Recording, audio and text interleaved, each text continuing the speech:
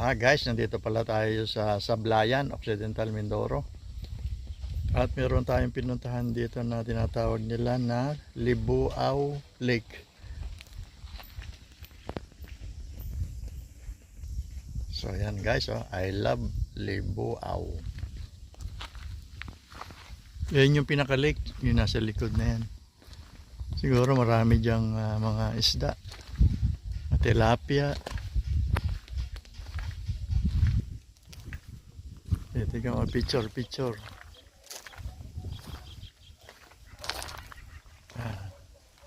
Bird nest.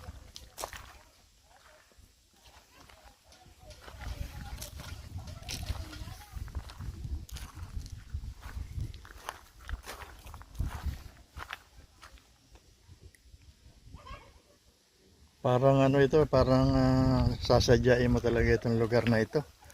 Isang tagun lugar.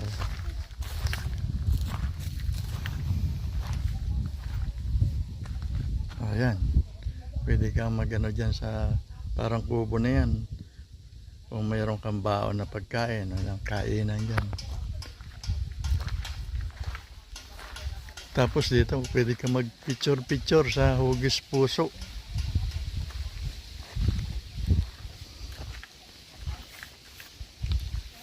Ayan, nakalagay Unwind, refresh, enjoy, and relax.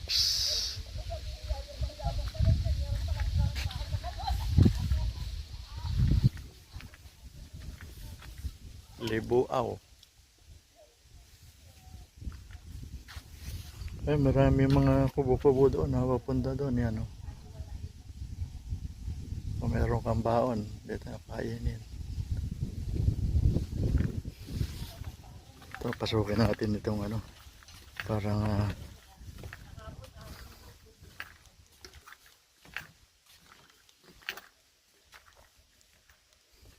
pwede ka siguro rito mga wheel.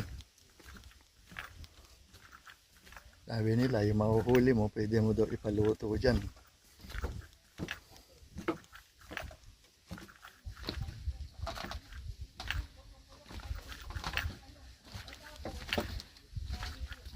Bali, itong lugar pala ito guys ay sa loob ito ng kolonyang ng Sablayan.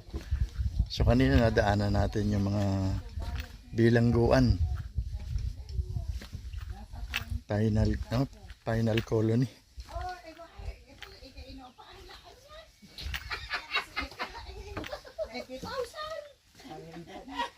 Ako nga nagpapaboard, sampulang ako yung binabay yung ako sa pinapaboard sa mga sidyalite. Yan, marami kayo. Pwede ka rito mag-piknikan. Pinulaan mo. Yan. Mga kasama natin, kwentuhan.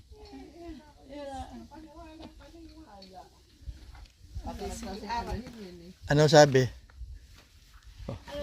Manguhuli. Papaihaw daw ng tilapia. Manguhuli ka pa.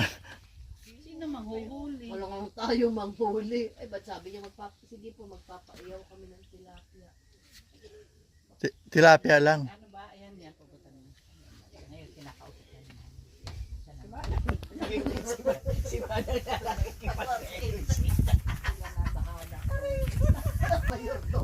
Guys.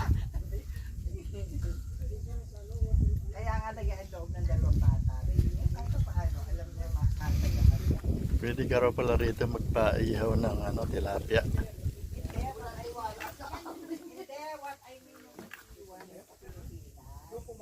Pero napakasarap ng hangin. Talagang sariwang hangin na malalanghap mo rito. Buhat sa bundok.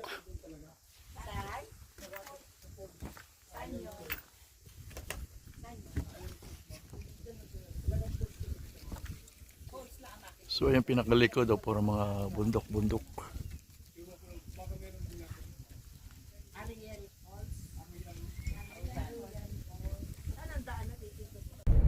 Dahil guys, ginutom tayo sa pamamasal natin sa Libuaw Lake. Kaya pupunta tayo dito sa pinakabayan ng Sablayan para mananghalian kasi gutom na rin tayo. Tsaka lagpas na rin ng kumbaga lipas na yung pananghalian natin, late na. Kaya dito na tayo manananghalian sa Sablayan. Nandito pala tayo ngayon sa Kamalig, sa Sablayan proper.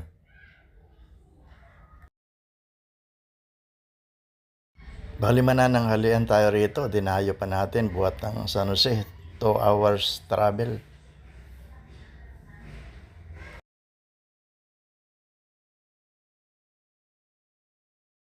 So yan guys, ang mga kasama natin, siyempre nandiyan si Mrs.